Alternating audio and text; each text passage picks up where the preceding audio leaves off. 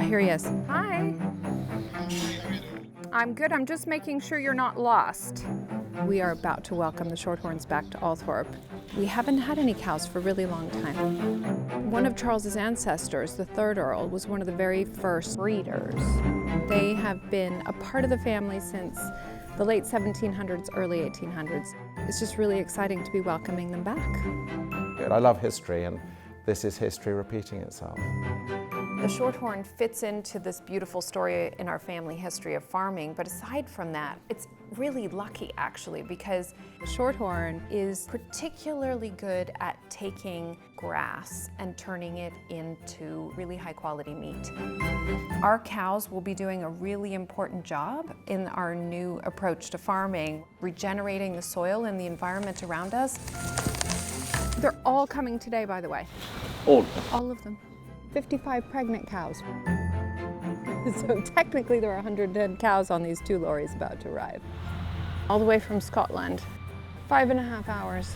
And do they just come in one lorry? They're 2 lorries. 2, yes. But one after the next. Here they are! They're here!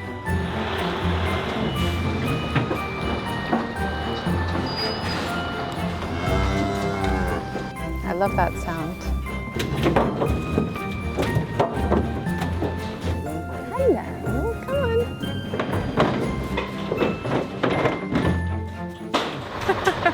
It's very exciting.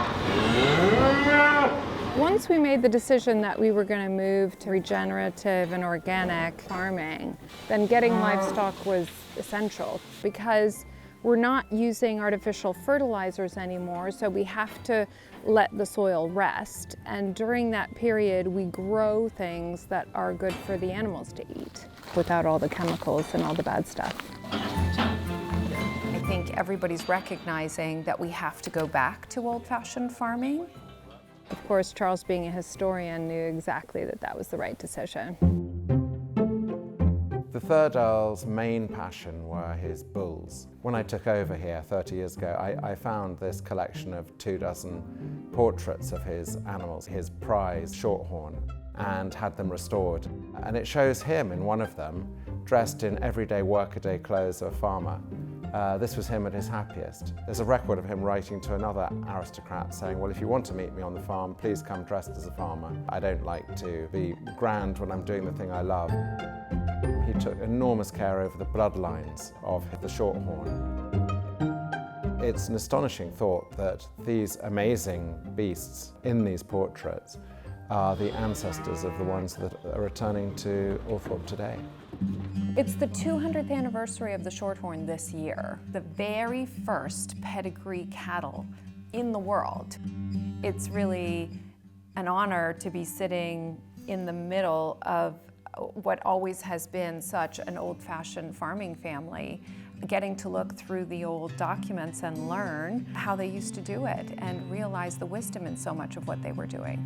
Sadly, the majority of beef grown today is grown with beans and soy products and corn. The big reason why it is so frowned upon from an environmental perspective, that's a really inefficient use of farmland.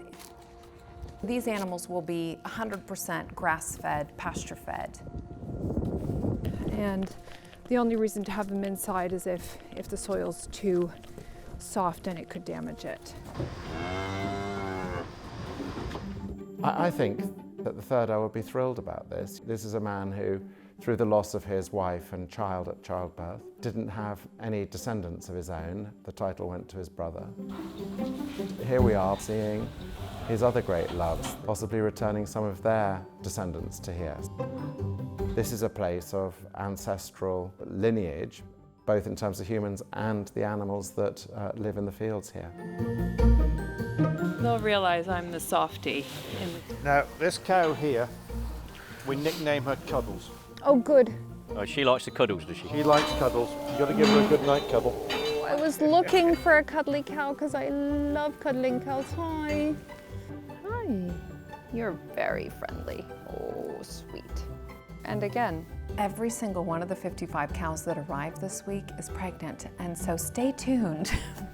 Oh, I love cuddles. Enjoy your new home. They will. We'll send you lots of videos.